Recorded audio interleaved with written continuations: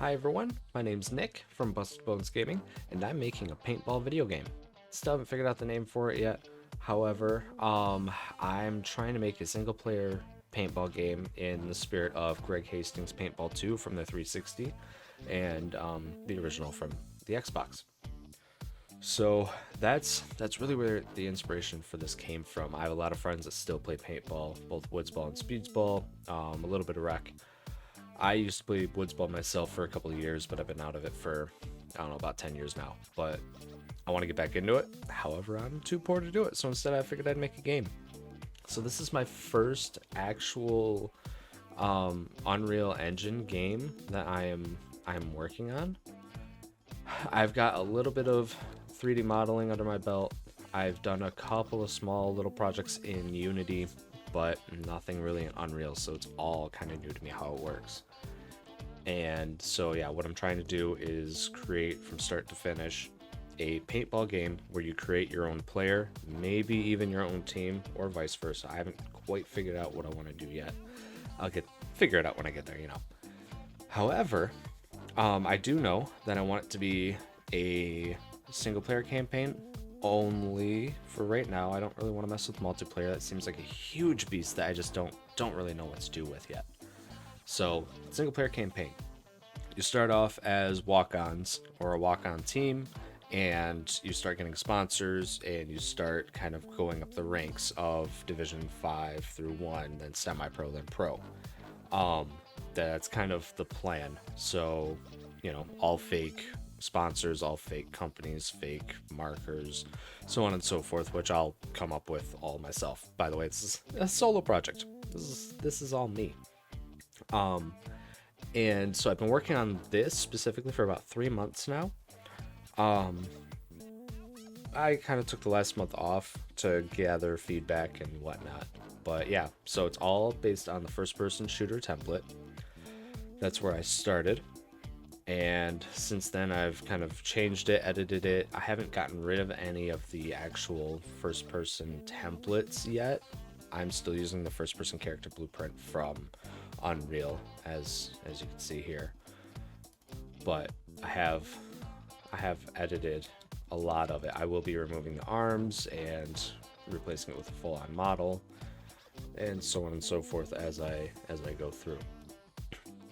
Right now my code is spaghetti, but it's all commented and, you know, it looks fairly okay. Like, you can, once you look into it, you'll start to understand what everything does. The print strings help. So yeah, so I guess the first thing I want to show you guys is the actual gameplay. So first person shooter, I have this mask overlay kind of showing that you are wearing a paintball mask. Again, this is kind of inspiration from Greg Hastings Paintball 2. If you've ever played that, you have a mask on. Now, my plan is, when I create more paintball masks that you can purchase and equip in the game, that it will actually swap out this silhouette around your camera, so you know that it is different, that it feels different. Besides that, I modeled the marker. I only have one so far. You know, you can walk around, you can shoot. I have tilting set up, so you can actually tilt around and whatnot. You can crouch, stand, which you can see in the bottom left, that little silhouette. So I've got stand, crouch, and then prone, and I can go in between any of those states by just right now and see on the keyboard. Besides that, on the left of that is your ammo, because in paintball you don't know exactly how many shots you have left in the hopper, so I want that to kind of carry over into the game. So when you shoot, then it's on a 20% decrease.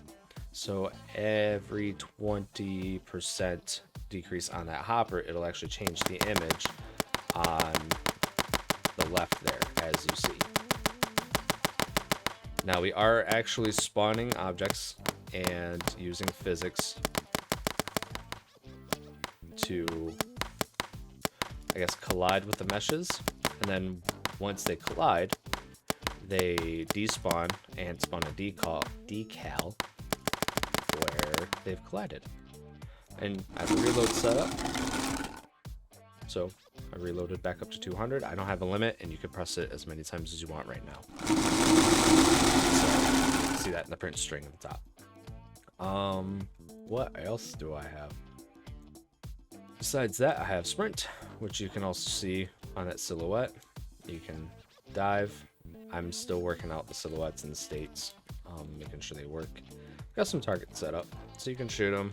It'll count points. That way you can register that you are hitting a target.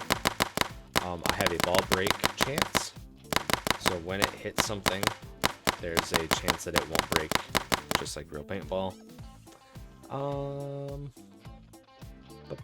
What else? I guess, yeah, I'm not sure. We'll just go into this. I also have a start menu right now, so I do have controller, mapping set up. It's not finished by any means. Same thing with keyboard and mouse. This menu, going to options, I can set all my different settings that I have set up. Screen res, anti-aliasing, shadow quality, and texture, which you can see changes.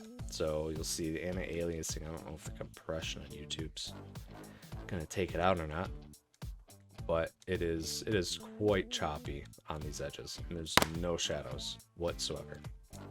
So whoops, sorry, I have it set to escape and and the pause button P.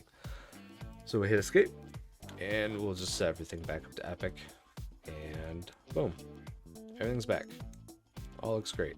No choppiness or minimal choppiness on the anti-aliasing. Oh, accuracy system. Duh. So, accuracy system. Standing. It's not super accurate, but I mean, you can see a tight group. And there's no reticule. That is done on purpose. There's not going to be a reticule because in a real paintball match, you're not going to know exactly where your marker is shooting. You should over time, which you will in the game as well. But overall, you're not going to have it's right over here type deal. Crouching makes it a little tighter as far as that goes, and then prone, it's almost spot on. So because it's a game, I want the accuracy to reflect your state as far as crouch, prone, standing. Real paintball markers are always going to be like this. Doesn't matter where you're at. So make it a little more fun. You do that, and then when you're crouched or prone, you're going to be slower. That's just the nature of things. Besides that, I have all these little paintballs on the ground. They were all spawned using the foliage tool, and I just threw the paintballs in as a mesh. Now the cool thing is, like you'll see with this one, that it's two-tone. So I created the little ball in Blender, set up vertex paint coordinates, vertex colors, whatever you want to call them, and you'll see the same thing on the paintballs as they come out of the marker.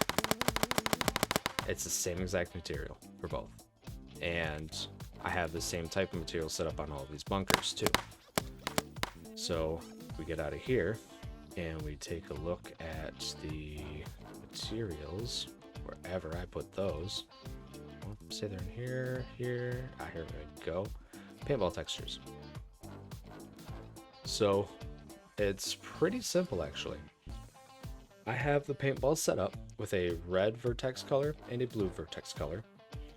I have them masking on the paintball what they are. You're not going to see it on here, but we'll see it in the game. I have them lerping between black, and all of this is from a tutorial. I forgot who it was, but I might link it in the description if I can find it. But set these up as parameters. That way they're exposed in the level blueprint when I set that up to change based on the level we load. So each level is going to have a sponsor or maybe a team, and we can just change those colors here. So say we want the paintballs to be like a white. We'll do a white, and then we'll cut that in half with a teal. And then we hit save. And we hit play. Now you'll see we have white and teal paintballs. I'm trying to find a good one that you can see. Oh, here we go. So white and teal right there. And as they shoot, they come out white and teal. Now that paint splatter is another texture, another material right here where we can do the same thing. So we have it exposed, that way we can change the color to, let's say, I just saw a match actually where it was pink. It was a really, really vibrant pink. So let's do that right there. Maybe lighten it up a bit. Save and play. There we go. So now the pink. So I have a little more tweaking to do with that. Right now it's editing a colored material. I'm going to turn it grayscale. That way, when you do some of the colors, it keeps the shells in there. Right now, if I do the tint overlay like I am here with alert, it actually will get rid of a lot of that detail. So I just need to tweak that a little more. As far as the bunkers go, this one's kind of cool. So same exact setup as the paintballs, the split paintballs. Red and blue mask on the vertex color. Make them parameters, and we will change them. So let's say we want to do like a blue, and then main color we'll do like a red. That's a really, really crappy red. Let's make it bright. And you can see it updating in the background. Hit save and play. And there we go. So I'm really excited that this works so well because each level, I don't know how many I'm going to make, but each level is going to adjust all of those parameters. The main and the accent colors for the bunkers, the, I guess, main and accent color for the paintballs, and then the paintball splatter color as well. All of it's going to be determined by the level blueprint when I set that up. So every level is going to be different. I'm also going to set up like sponsor banners and outside walls and stuff too. Besides that, I guess the only other thing I have to show at this moment of the first devlog for my paintball game. Thank you again everybody for watching. We are gonna actually open up the menu. Nope, that's meshes. I can't read. Main menu. So you'll see it's just black, but I have a sound bite in there. Here we are. So thank you again from my buddy. He sent this picture over that we can use for now, for whatever. So I'm using him here and then on the option screen. So thank you again, Brett. I really appreciate it, man. But all of these options we can set screen resolution, whatever. I don't have anything bigger than a 1920 by 1080 monitor, but I promise this works. I'm gonna dismiss that. Oh no, where did it go? Oh no. Come on. Hey. Okay. So yeah, set all this up, and we hit play, and here we are. So that's all I have right now. Like I said, in the future, I do really plan on getting a bunch of systems set up. It might be too much for me, but I'm gonna give it a shot because I really want to make this game. And I know a lot of people who miss the Greg Hastings Paintball games. There's not been a really good one since. I doubt I'll hit that mark, but I'm gonna try. So I'm gonna have a system set up for at least equipment stats, so break chance, lens fogging, what else, accuracy with the barrels on the paintball guns, fire rate, and so on and so forth, hopper size, that kind of thing. So I'm working on it. I'm 3 months in. I'm really proud of the progress I've made so far, and let me know what you guys think What kind of other features would you want in? Is there anything that you've seen in the videos so far that you think could work better if I did it a different way? My next big issue is going to be modeling the first character, our dummy character that we can use, setting up animations, and getting all of that working in here. Then I need to create AI, get some enemy players up and running and working how I would like them to. And yeah, that's pretty much it, guys. So thank you everybody for watching. I hope to continue this devlog, keep going with regular updates. I don't know how often, depends on my life schedule, but this is it. This is it, and I'm super happy with how it's going so far. And yeah, thank you again, guys. Really appreciate it. See ya.